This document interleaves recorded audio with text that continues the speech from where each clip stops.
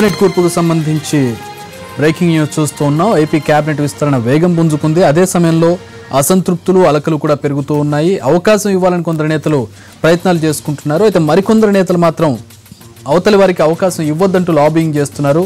ముఖ్యంగా కడప జిల్లాలో టీడీపీ నేతల మధ్య ఈ విభేదాలు బహిరంగంగా కనిపిస్తున్నాయి.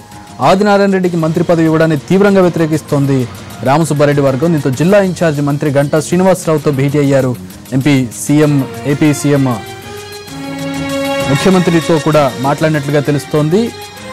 సీఎం రమేష్, రామసుబ్బారెడ్డి, లింగారెడ్డి కూడా ముఖ్యమంత్రితో భేటీ అయినట్లుగా తెలుస్తోంది. ఏపీ కేబినెట్ విస్తరణకు సంబంధించిన బ్రేకింగ్ న్యూస్ మనం చూస్తూ ఉన్నాం. మంత్రివర్గ కూర్పుకు సంబంధించి అసంతృప్తులు బహిరంగంగా విమర్శలు చేస్తున్నటువంటి పరిస్థితి.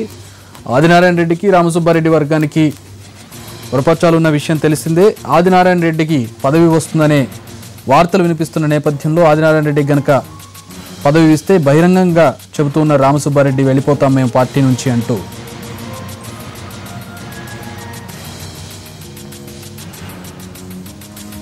అదే సమయంలో ఆర్టీసీ చైర్మన్ పదవి తనకు అక్కర్లేదన్నారు రామసుబ్బారెడ్డి. ఆదినారాయణ రెడ్డికి మంత్రి పదవి ఇస్తున్నారని ప్రచారం జరగడంతో కడప జిల్లా ఇన్ఛార్జ్ మంత్రి గంటా శ్రీనివాసరావుతో రామసుబ్బారెడ్డి భేటీ అయి తాజా పరిణామాలపై చర్చించారు. ఆదినారాయణ రెడ్డికి మంత్రి పదవి అనేది కేవలం మీడియాలో మాత్రమే వస్తోందని, తమతో ఎవరూ చర్చించలేదని అన్నారు రామసుబ్బారెడ్డి.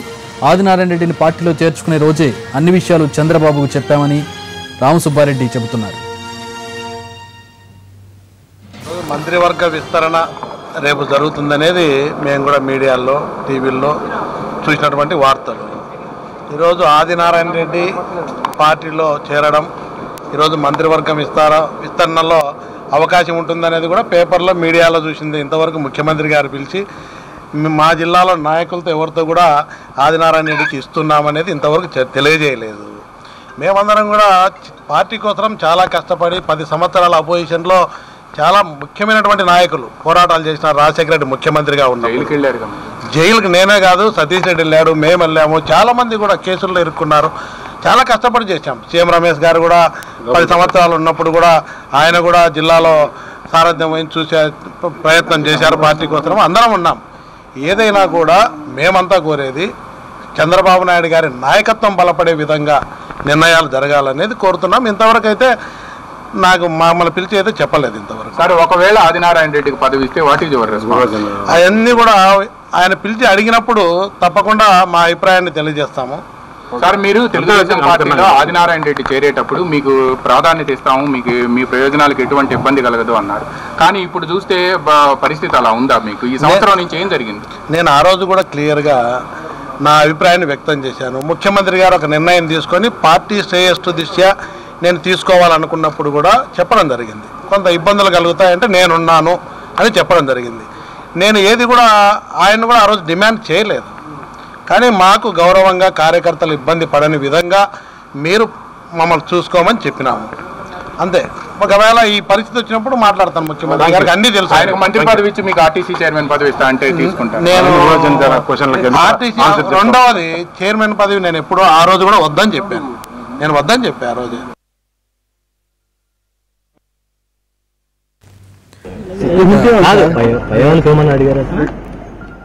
ఇమేజ్ ఉన్న నాయకులను కేబినెట్ లోకి తీసుకోవాలని సీఎం చంద్రబాబుకు చెప్పినట్లు తెలిపారు ఎంపీ జేసీ దివాకర్ రెడ్డి. పయ్యావుల కేశవ్కు మంత్రి పదవి ఇవ్వాలని ఎప్పటి నుంచో కోరుతున్నారన్నారు.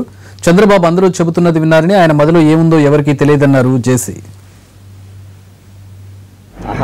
నాకు వదిలి దివాకర్ రెడ్డి అని మీకు మాట ఆయన చెప్పా, మంచి ఇమేజ్ ఉన్నటువంటి మంత్రివర్గం.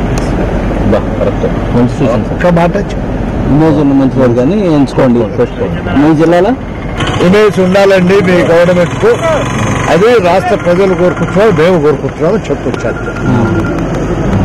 రాబోయే కేశవ్ చెప్పారు, నీకు చెప్పారు, నాకు కూడా మంత్రి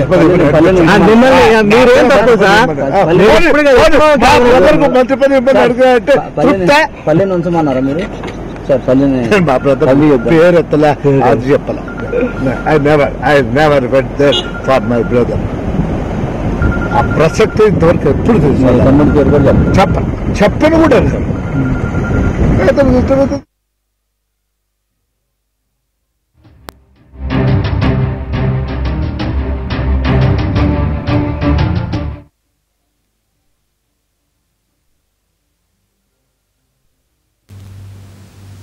కేబినెట్లో తనకు అవకాశం కల్పించాలని చంద్రబాబును కోరారు ధూళిపాళ్ల. ప్రతిపక్షంలో ఉన్న 10 ఏళ్ల కాలంలో పార్టీకి చేసిన సేవలను ఆయన వివరించారు. జిల్లాలో కన్నాను ఎదిరించి పోరాడాననే విషయాన్ని బాబుకు గుర్తు చేశారు ధూళిపాళ్ల. ప్రభుత్వం ఏర్పడిన 3 ఏళ్ల కాలంలో ఏనాడు పార్టీని ఇబ్బంది పెట్టలేదన్నారు. చంద్రబాబును కలిసి వెళ్తూ కాస్త భావోద్వేగానికి గురయ్యారు ధూళిపాళ్ల.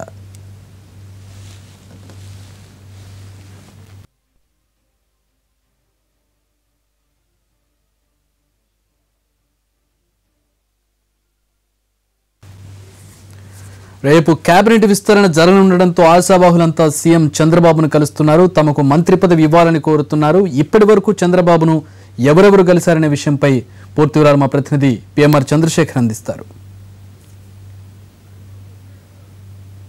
పిఎంఆర్, సీఎం చంద్రబాబును ఎవరెవరు కలిశారు, ఎవరెవరికి ఈసారి ఉద్వాసం నుండి అవకాశం కనపడుతుంది, కొత్త వాళ్ల పేర్లు ఎవరెవరి పేర్లు వినబడుతూ ఉన్నాయి, ప్రధానంగా కడప జిల్లా పంచాయతీ విషయం ఏంటి, రామసుబ్బారెడ్డి ఆదినారాయణ రెడ్డికి సంబంధించిన పంచాయతీ ఎట్లా కొలికొచ్చే అవకాశం కనపడుతోంది?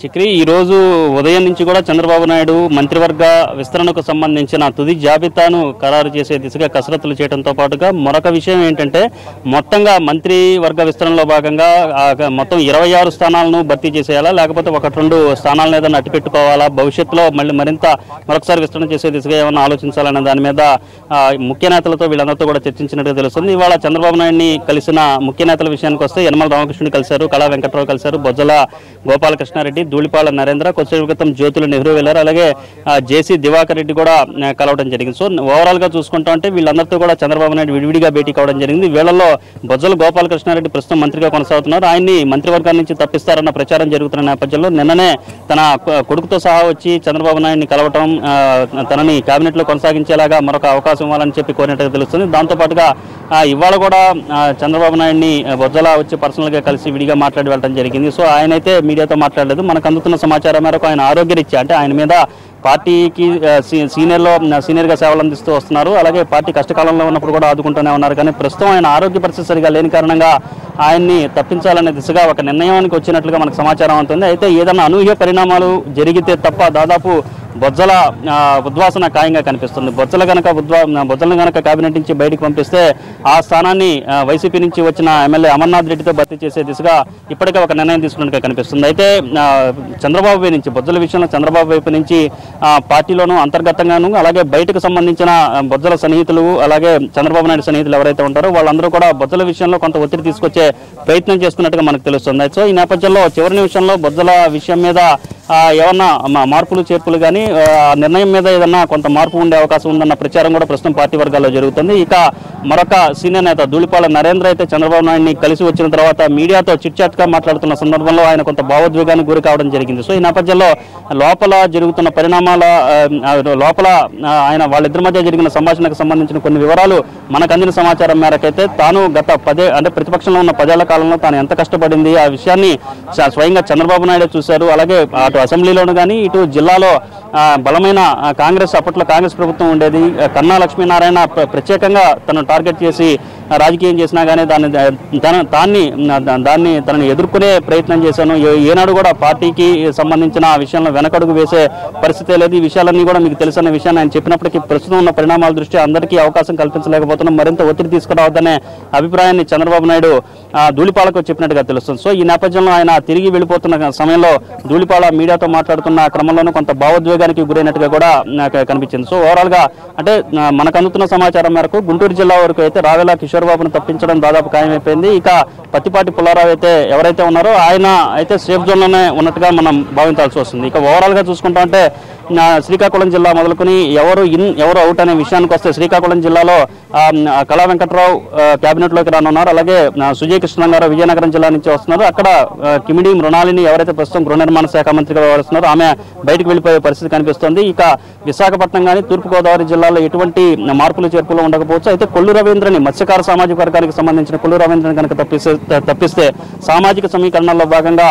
కాకినాడకు సంబంధించిన ఎమ్మెల్యే వనమాడి వెంకటేశ్వరరావు కొండబాబు ఆయన తెర మీదకు వచ్చే అవకాశాలు ఆయన పేరును కూడా పరిశీలిస్తున్నట్టు తెలుస్తుంది. ఇక పశ్చిమ గోదావరి జిల్లాకి వచ్చేసరికి పీతల సుజాతను తప్పించడం దాదాపుగా ఖాయమన్న అభిప్రాయం వ్యక్తమవుతున్న నేపథ్యంలో ఏకే జవహర్ పేరు, కోవూరు ఎమ్మెల్యే ఏకే జవహర్ పేరు పరిశీలిస్తున్నట్టుగా మనకు సమాచారం అవుతుంది. అయితే పీతల సుజాత విషయంలో కూడా చివరి నిమిషం వరకు స్పష్టత రాని పరిస్థితే కనిపిస్తుంది. అంటే ప్రస్తుతం మాల సామాజిక వర్గానికి సంబంధించిన మంత్రి, పైగా మహిళగా ఉన్న ఆమెను తప్పిస్తే మరొక మహిళతో భర్తీ చేయాల్సిన పరిస్థితి ఉంటుంది కాబట్టి తప్పించాల్సిన అవసరం ఉందా లేదా అనే దాని మీద మరొకసారి ఆలోచించి నిర్ణయం తీసుకునే అవకాశం ఉన్నట్లుగా మనకు సమాచారం ఉంటుంది. దీంతో పాటుగా కృష్ణా జిల్లాకు సంబంధించిన కొల్లు రవీంద్రను తప్పిస్తారు. సో ఈ నేపథ్యంలో కొద్దిసేపటి క్రితం మనకు అందిన సమాచారం ప్రకారం జలీల్ ఖాన్ పేరు కూడా ప్రస్తావనకు వచ్చినట్టుగా తెలుస్తుంది. మైనార్టీ సామాజిక వర్గానికి, మైనార్టీ కోటా నుంచి జలీల్ ఖాన్ పేరును పరిశీలించాల్సిన అవసరం ఉందన్న అభిప్రాయం కూడా వ్యక్తమవుతున్న తరుణంలో ఆయన్నే ఉన్నా తీసుకుంటారా అన్న ఒక చర్చ కూడా పార్టీ వర్గాల్లో జరుగుతుంది. ఇక బీసీ కోటాలో కాగిత వెంకటం, అలాగే కాపు కోటాలో మండలి బుద్ధప్రసాద్ పేర్లు కూడా వినిపిస్తున్న పరిస్థితి కనిపిస్తుంది. గుంటూరు జిల్లాలో ఇంతకుముందు మనం చెప్పుకున్న విధంగా